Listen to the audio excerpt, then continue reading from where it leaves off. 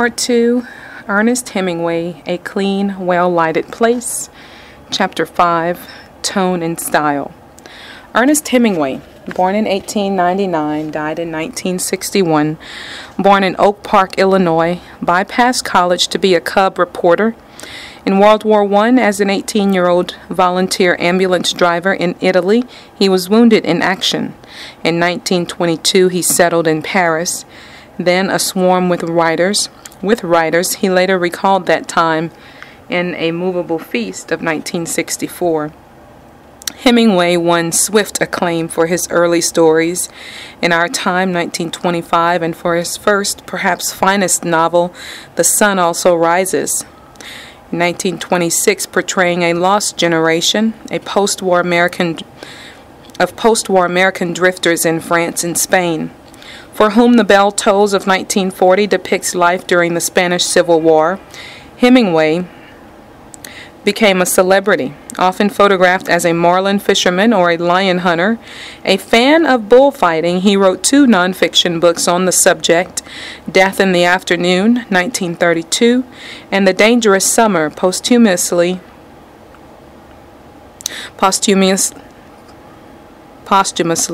published in 1985.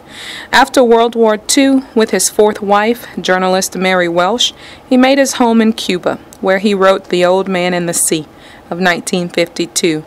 The Nobel Prize in Literature came his way in 1954. In 1961, mentally distressed and physically ailing, he shot himself. Hemingway brought a hard-bitten realism to American fiction. His heroes lived dangerously by personal codes of honor, courage, and endurance. Hemingway's distinctively crisp, unadorned style left American literature permanently changed.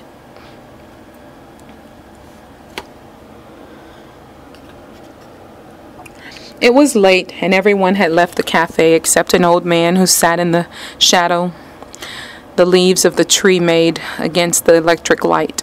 In the daytime, the street was dusty, but at night the dew settled the dust, and the old man liked to sit late because he was deaf, and now at night it was quiet, and he felt the difference.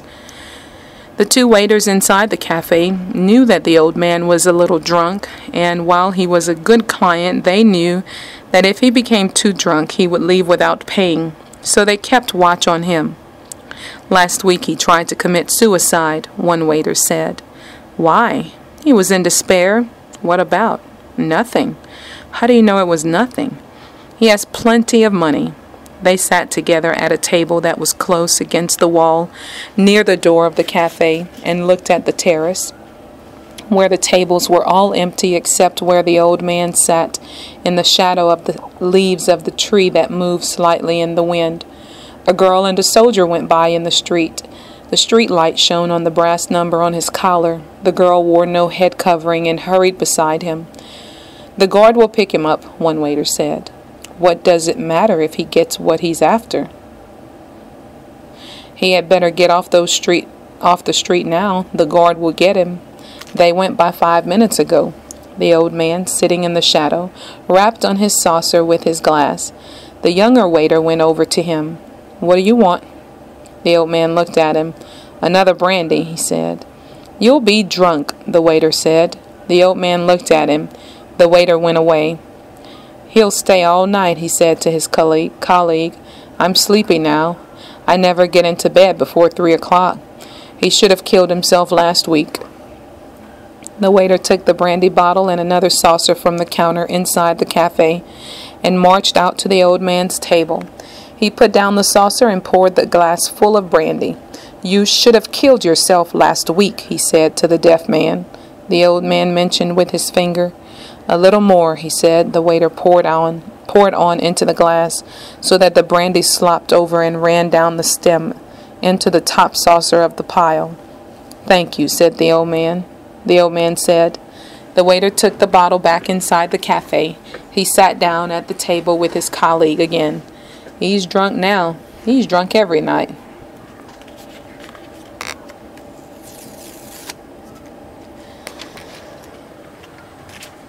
What did he want to kill himself for?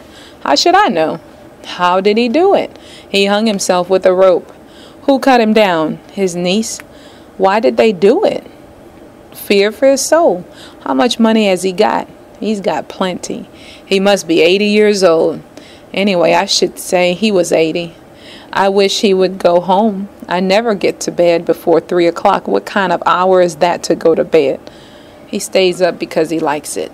He's lonely. I'm not lonely. I have a wife waiting in bed for me. He had a wife once too. A wife could be no good to him now. You can't tell. He might be better than a wife. He might be better with a wife. His niece looks after him. I know. You said she cut him down. I wouldn't want to be that old. An old man is a nasty thing. Not always. This old man is clean. He drinks without spilling. Even now, drunk. Look at him.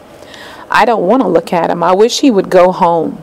He has no regard for those who must work. The old man looked from his glass across the square, then over to the waiters.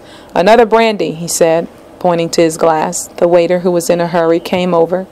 Finished, he said, speaking with that omission of syntax stupid people employ when talking to drunken people or foreigners.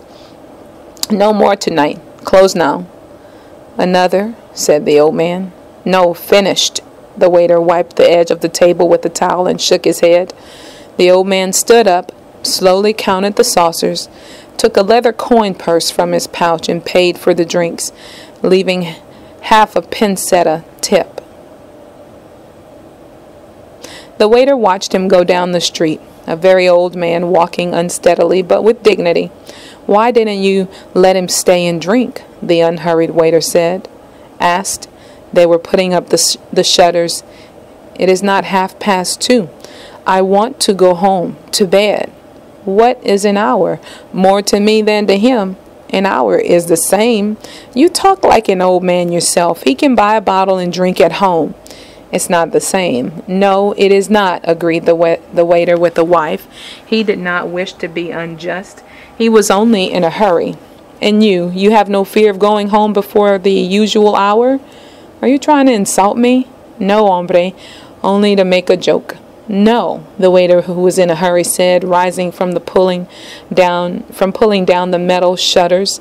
I have confidence. I am all confidence. You have youth, confidence, and a job, the older waiter said. You have everything. And what do you lack? Everything but work. You have everything I have? No, I have never had confidence, and I'm not young. Come on, stop talking nonsense and lock up. I am of those who like to stay late at the cafe, the older waiter said, with all those who do not want to go to bed, with all those who need a light for the night. I want to go home and into bed. We are two different kinds, the older waiter said. He was not dressed to go home. It is not only a question of youth and confidence, although those things are very beautiful. Each night I'm reluctant to close up because there may be someone who needs the cafe. Hombre, there are bodegas open all night long. You do not understand. This is a clean and pleasant cafe. It's well lighted. The light is very good, and also now there are shadows of the leaves. Good night, said the younger waiter. Good night, the other said, turning off the electric light. He continued the conversation with himself. It is the light, of course, but it is necessary that the place be clean and pleasant.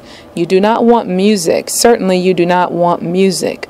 Nor can you stand before a bar with dignity, although that is all that is provided for these hours. What did he fear? It was not fear or dread. It was nothing that he knew too well. It was all a nothing, and a man was nothing too. It was only that, and a light was all it needed, and a certain cleanness and order. Some lived in it and never felt it, but all it needed and some lived in it and never felt it. But he knew it all. Was nada y puedes nada y nada y pues nada. Art nada who art in nada?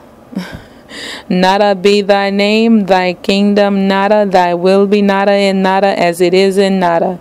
Give us this nada, our daily nada, and nada as our nada, as we nada our nadas, and nada as nut into nada, but deliver us from nada, pues nada. Hail, nothing, full of nothing, nothing is with thee. He smiled and stood before a bar with a shining steam pressure coffee machine. What's yours? Asked the barman. Nada.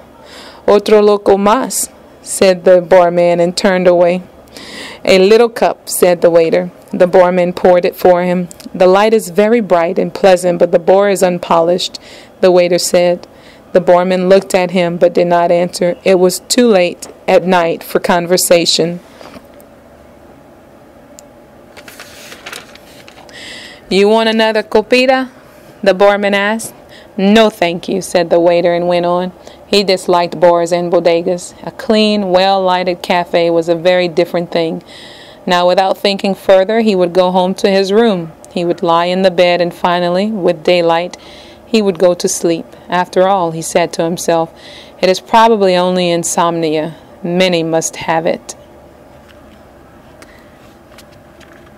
This is the end of Hemingway's A Well-Lighted Place. A clean, well-lighted place. We'll pick up with part 3, being William Faulkner, Born Burning, on page 162.